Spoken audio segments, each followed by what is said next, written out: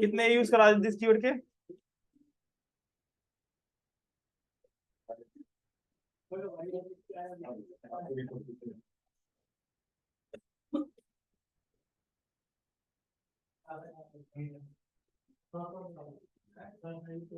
कितने यूज करा this keyword के एज अ आर्गुमेंट वाला?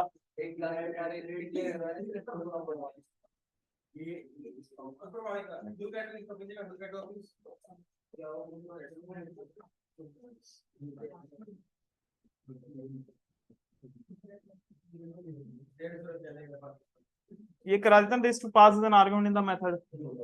ये हो गया था ना?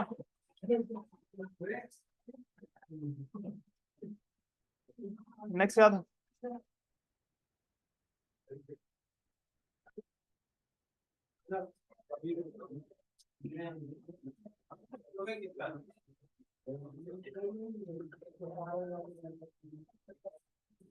वो किस गए दोनों तेरे साथ आया करता हूँ।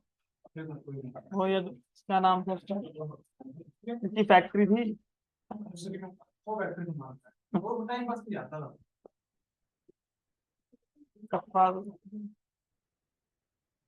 नेक्स्ट आता हमारा this to pass as an argument in the constructor call. मैं दिस को एज अ आर्गुमेंट कंस्ट्रक्टर में भी पास कर सकता हूँ। किसमें पास करता हूँ? कंस्ट्रक्टर में। मतलब जैसे हम मेथड में पास करते हैं वैसे कंस्ट्रक्टर में मैं दिस को एज आर्गुमेंट पास कर सकता हूँ। तो मैं इसको कराऊंगा कब? जब मैं कंस्ट्रक्टर कराऊंगा तब। नेक्स्ट हमारा सिक्स लास्ट यूज आता है this keyword can be used to return current class instance. मैं दिस कीवर्ड के थ्रू कभी भी किसी करंट क्लास के ऑब्जेक्ट को भी रिटर्न करा सकता हूँ किसी मेथड के थ्रू। यानी दिस कीवर्ड में एज अ रिटर्न टाइप भी यूज कर सकता हूँ। क्या यूज कर सकता हूँ? एज अ रिटर्न वैल्यू भी यूज कर सकते हैं। तो we can return this keyword as a statement from the method. मैं दिस कीवर्ड को एज अ स्टेटमेंट भी यूज कर सकता हूँ रिटर्न कराने के लिए from the method. In such case return type of the method must be the class type. लेकिन इस केस में जो रिटर्न टाइप होगा वो कैसा होना चाहिए? क्लास के टाइप का होना चाहिए। कि अगर मैं रिटर्न करा रहा हूँ कोई वैल्यू, जैसे इंटीजर रिटर्न कराते हैं तो इंट वैल्यू रिटर्न इंटीजर होता है, रिटर्न टाइप इंट होता है। कुछ रिटर्न नहीं कराता तो रिटर्न टाइप वॉइड होता है। अब मैं रिटर्न करा रहा हूँ ऑब्जेक्ट, मतलब दिस क्या करता है? जैसे कीवर्ड होता है क्या होल्ड करता है? करंट क्लास के रेफरेंस आईडी को होल्ड करता है। जो करंट ऑब्जेक्ट होता है उसका रेफरेंस आईडी को होल्ड करता है। तो ठीक है, तो दिस कीवर्ड को हम यूज कर सकते हैं उसको एज अ रिटर्न टाइप। क्या यूज कर सकते हैं? As a return type. और तो रिटर्न टाइप कैसा होना चाहिए? जब भी आप रिटर्न कराते हो किसी मेथड से कोई दिस कीवर्ड, तो उसका रिटर्न टाइप कैसा होना चाहिए? नॉन प्रिमिटिव होना चाहिए। कैसा होना चाहिए? Non primitive. कौन कौन से होते हैं non primitive return type? Class का नाम और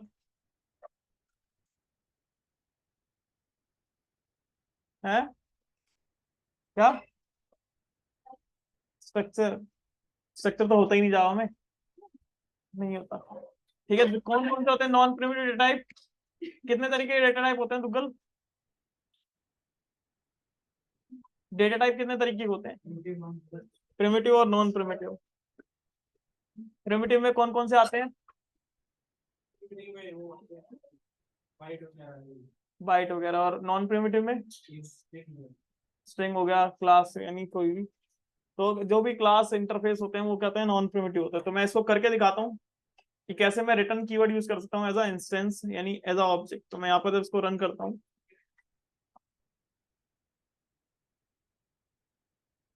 मैंने यहाँ पर क्लास बनाई टेस्ट दिस एज रिटर्न। या मैंने एक क्लास बनाई डेमो के नाम से।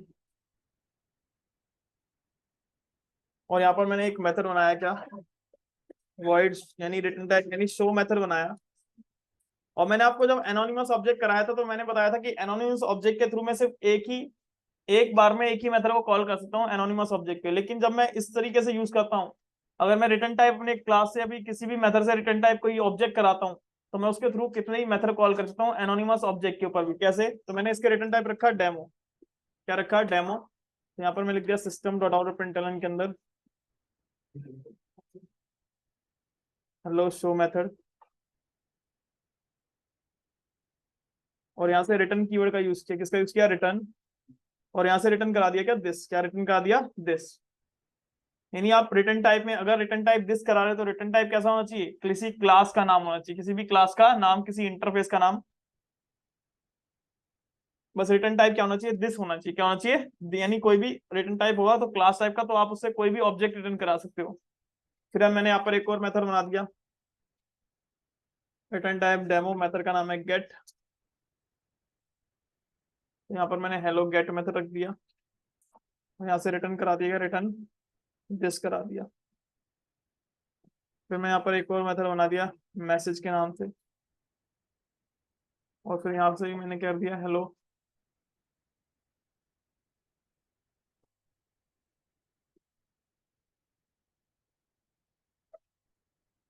और यहाँ से भी रिटर्न क्या करा दिया, रिटर्न दिस करा दिया। उसके बाद मैंने पब्लिक स्टैटिक वर्ड में बनाया,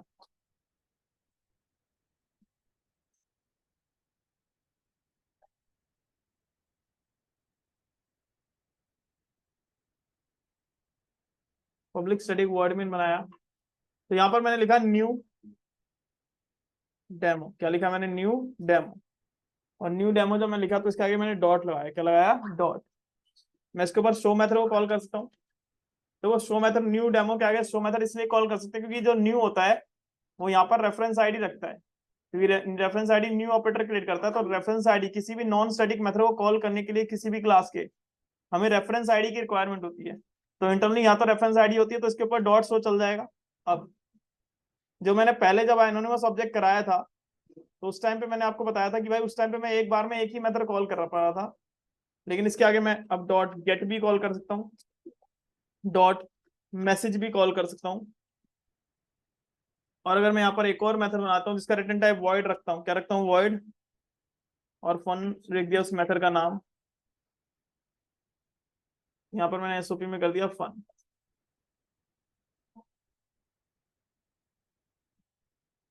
हेलो फन मेथड। और इसके आगे भी मैं करता हूँ यहाँ पे, अब रिटर्न टाइप क्या है, वॉइड है, तो यहाँ से कोई ऑब्जेक्ट या कोई वैल्यू रिटर्न नहीं होगी, तो इसके ऊपर मैंने डॉट फन को भी कॉल कर दिया। अब जैसे ही मैं इसको सेव करके चलाता हूँ,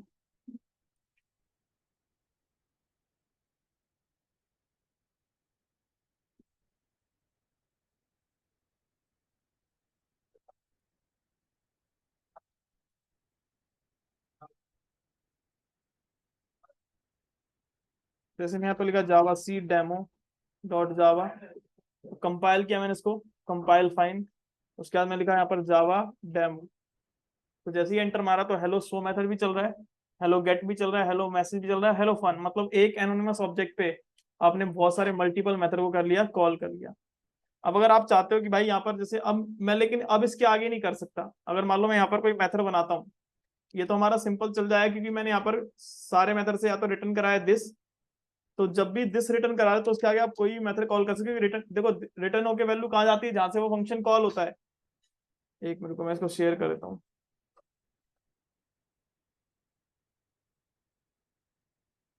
जैसे यहाँ पर गया, अब मैं यहाँ पर गया तो मैंने, अब मैं इसके आगे कोई मेथड बनाता हूँ, तो मैंने यहाँ पर वॉइड डिस्प्ले के नाम से एक मेथड बनाया, और यहाँ पर एसओपी में कर दिया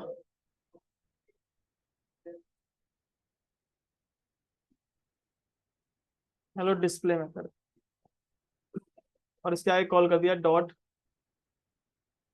डिस्प्ले को, ऐसे कॉल कर दिया। अगर मैं इसको अब सेव करके चलाता हूँ तो अब एरर देगा। क्यों एरर देगा, क्योंकि भाई जो ये फन है, फन मेथड का रिटर्न टाइप क्या है, वॉइड है, तो ये कोई वैल्यू तो रिटर्न करता नहीं है। तो यहाँ पर क्या आएगा, वॉइड आएगा। अब वॉइड के आगे तो डिस्प्ले को कॉल नहीं कर सकता ना, क्योंकि रेफरेंस आईडी तो है नहीं किसी उस, अगर यहाँ पर जैसे इसको कॉल करता शो, जैसे ये शो कॉल होता है तो यहाँ से रिटर्न करता है दिस, रिटर्न होकर वैल्यू कहाँ जाती है, इस जगह पे आ जाती है। मान लो यहाँ पर दिस आ गया, तो दिस के अंदर क्या होती है, इंटरनली रेफरेंस आईडी तो होती है, तो इसके आगे ये डॉट कैट कॉल हो गया क्योंकि नॉन स्टैटिक मेथड है। फिर ये कॉल हो गया क्योंकि ये भी रिटर्न करता है, क्या दिस रिटर्न करता है, गेट मेथड भी, मैसेज भी दिस रिटर्न करता है, तो इसके आगे तो ये कॉल हो गया यहाँ पर, लेकिन अब ये रिटर्न करता है वॉइड, तो इसके आगे मैं डिस्प्ले को कॉल नहीं कर सकता क्योंकि इसके आगे रिटर्न टाइप कोई रेफरेंस आईडी नहीं आ रही।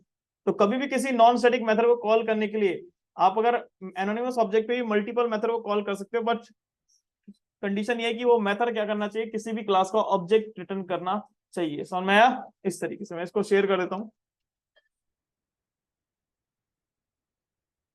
इसको मैंने आपको भेज दिया। नेक्स्ट हम आगे चलते हैं। ये हमारा दिस कीवर्ड था, क्या था हमारा, दिस। दिस के बाद एक और लास्ट यूज आता है हमारा दिस का, कि हमारे रेफरेंस आईडी के अंदर वैल्यू आने से पहले हमारे दिस कीवर्ड के अंदर होती है। जो ऑब्जेक्ट की रेफरेंस आईडी होती है वो हमारे न्यू कीवर्ड के रेफरेंस वेरिएबल के अंदर आने से पहले किसके अंदर होती है, और दिस कीवर्ड के अंदर पहले से ही होती है। तो देखो कैसे, जैसे कि मान लो यहाँ पर मैंने करा इंटरनली, मैंने एक क्लास बनाई टेस्ट दिस के नाम से। यहाँ पर मैंने एक वॉइड शो मेथड बनाया, नॉन स्टैटिक मेथड बनाया, और इसके अंदर मैंने सिंपल क्या कर दिया, एसओपी में दिस को प्रिंट करा दिया। किसको प्रिंट करा दिया, दिस को।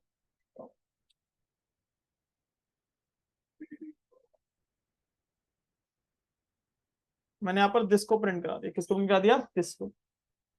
उसके बाद मैंने यहाँ पर पब्लिक स्टैटिक वॉइड मेन बनाया।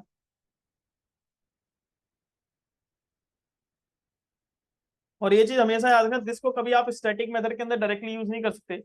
दिस हमेशा तो वर्क करता है वो स्टैटिक कंटेक्स्ट में वर्क नहीं करता, हमेशा नॉन स्टैटिक के साथ वर्क करेगा। कभी स्टैटिक मेथड किसी के अंदर डायरेक्टली आप दिस कीवर्ड को यूज नहीं कर सकते, क्योंकि दिस कीवर्ड जो होता है वो नॉन स्टैटिक के साथ वर्क करता है, स्टैटिक कंटेक्स्ट में वर्क नहीं करता। अब जैसे यहाँ पर मैंने इस क्लास का ऑब्जेक्ट बनाया test this E1 is equal to new test this,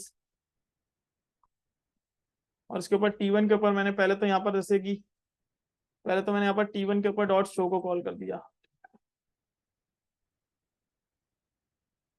और यहाँ पर मैंने एसओपी में वैल्यू दोनों में सेम होगी, क्योंकि मैंने कोई वैल्यू पहुंचाई नहीं है ऊपर दिस के पास, मैंने सिर्फ दिस को प्रिंट कराया और यहाँ पर T1 को प्रिंट कराया। दोनों में रेफरेंस आईडी तो दोनों में ही है, बस यहाँ पर न्यू ने रखी है, यहाँ पर रेफरेंस आईडी दिस। दिस एक प्रीडिफाइंड कीवर्ड है जिसके अंदर पहले से ही रेफरेंस आईडी है। तो दिस एक कीवर्ड है जिसके अंदर पहले से ही क्या होता है, वो रेफरेंस आईडी को होल्ड करता है। तो दोनों को जब भी आप किसी क्लास के ऑब्जेक्ट को प्रिंट कराते हो, मतलब रेफरेंस आईडी दिस को प्रिंट कराते हो या किसी क्लास के रेफरेंस वैल्यू को प्रिंट कराते हो, तो एक वैल्यू प्रिंट करता है कि क्लास का नाम एड सिंबल और कुछ हेक्सान्यूमेरिक वैल्यू। जैसे मैं कंपाइल करता हूँ इसको और टेस्ट दिस, क्योंकि ये क्यों वैल्यू, ये वैल्यू क्यों देता है, ये कोई मैसेज क्यों नहीं देता, क्योंकि यहाँ पर हमने कोई टू स्ट्रिंग मेथड को या ओवरराइड नहीं किया, अपना मैसेज प्रिंट नहीं किया है। तो जब भी आप किसी रेफरेंस वेरिएबल को प्रिंट कराते हो या किसी क्लास के ऑब्जेक्ट को प्रिंट कराते हो, दोनों में वैल्यू सेम है, test this at the rate 15 DB 9742 और ये 9742, ये रेफरेंस आईडी है हमारी। लेकिन ये रेफरेंस आईडी के थ्रू आप डायरेक्टली कॉल नहीं कर सकते कि आप सोचो कहीं मेरे को रेफरेंस आईडी पता चल गई, तो जावा तभी तो सिक्योर है। तो अगर अब मेरे को रेफरेंस आईडी पता चल गई तो मैं इसको लगा के यहाँ पर डायरेक्टली क्या है कोई मेथड कॉल कर लूँ। जैसे मैं यहाँ से इसको कॉपी करता हूँ, ये इसीलिए जावा क्या है हमारी सिक्योर है। मैं यहाँ से इसको कॉपी किया, आप सोचते हो कि मैं इसको डायरेक्टली यहाँ लगा के शायद कॉल कर लूँ क्योंकि मेरे को रेफरेंस आईडी तो पता चल गई। तो ये रेफरेंस आईडी हमें सिर्फ दिख रही है, ये कोई ओरिजिनल रेफरेंस आईडी हमें वो नहीं कर रहा कि उसका एड्रेस है, ये एरर देगा ऐसे, क्योंकि वो रेफरेंस आईडी है लेकिन वो वैल्यू, इसीलिए जावा क्या है सिक्योर है, क्योंकि हमें वो कोई वैल्यू नहीं दिखाता कि उसका एड्रेस है क्या, समझ में आया। ये सिर्फ उसका नाम प्रिंट कर रहा है। तो दिस के अंदर पहले से ही रेफरेंस आईडी होती है, जबकि हमारे रेफरेंस वेरिएबल के अंदर बाद में आती है, समझ में आया इस तरीके से। नेक्स्ट हम आगे होते हैं। तो ये हमारा दिस कीवर्ड था, क्या था हमारा दिस कीवर्ड। मैं भी इस वीडियो को यहीं पे एक बार बंद कर रहा हूँ, एक बार आप दोबारा से कनेक्ट कर लो सारे।